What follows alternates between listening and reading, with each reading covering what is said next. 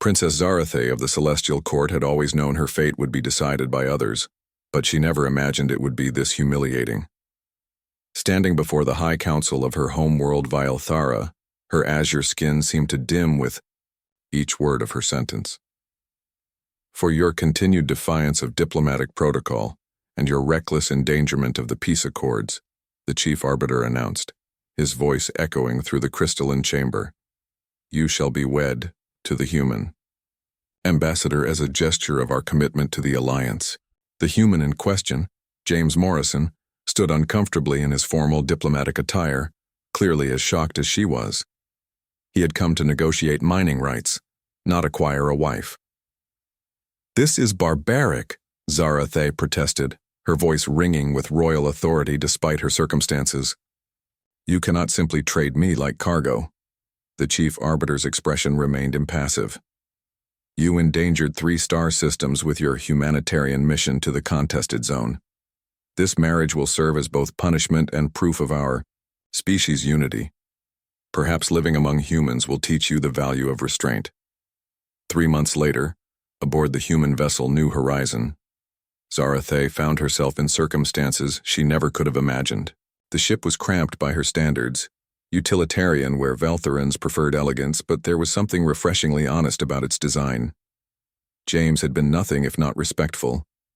He had given her the larger cabin, never pressed for anything beyond cordial conversation, and seemed as determined as she was to make the best of their impossible situation.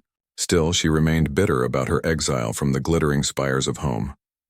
You don't have to eat with the crew, James said one evening, finding her picking at her meal alone in the observation lounge.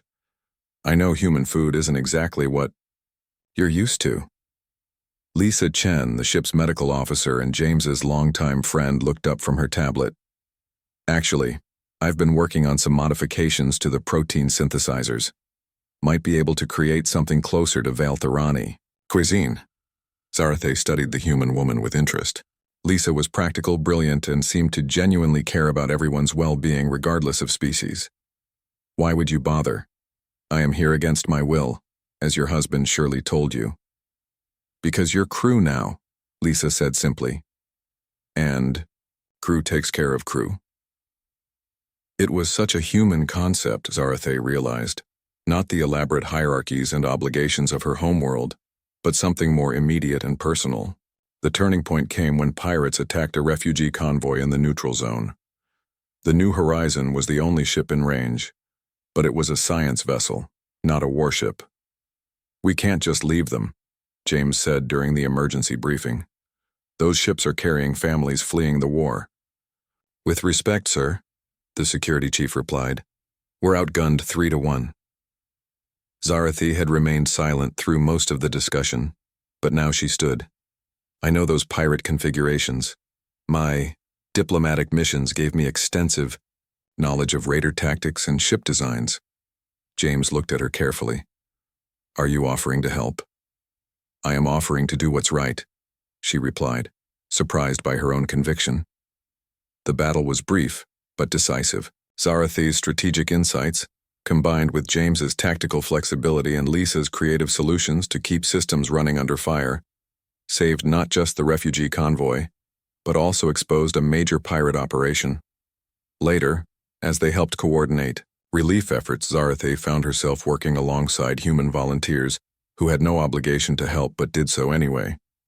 She watched Lisa treat alien children with the same care she showed humans, saw James negotiate supplies from reluctant stations through sheer determination and honesty rather than royal decree. Your people are strange, she told James that night as they shared a quiet moment on the observation deck. How so?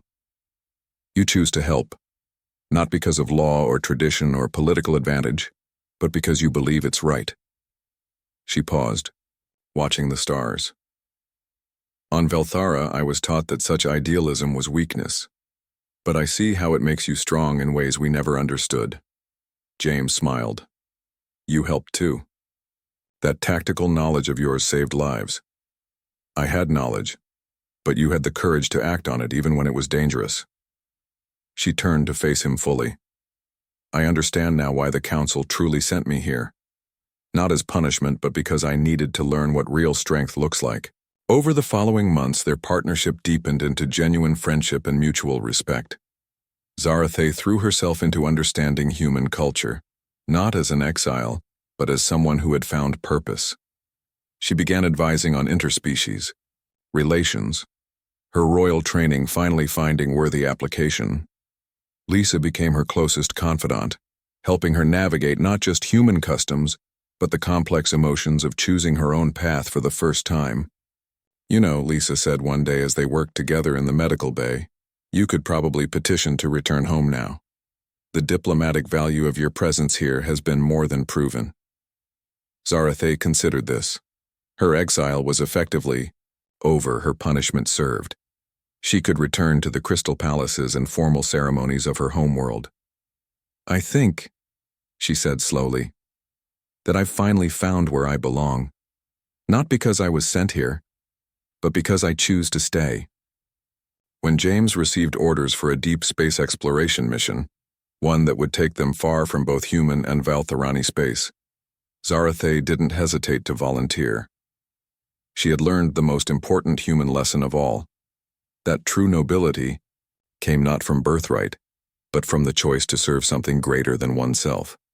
As the New Horizon prepared to jump to unknown stars, Zarathe stood beside her human colleagues, not as an exile or a punishment, but as someone who had finally found her true calling among the stars.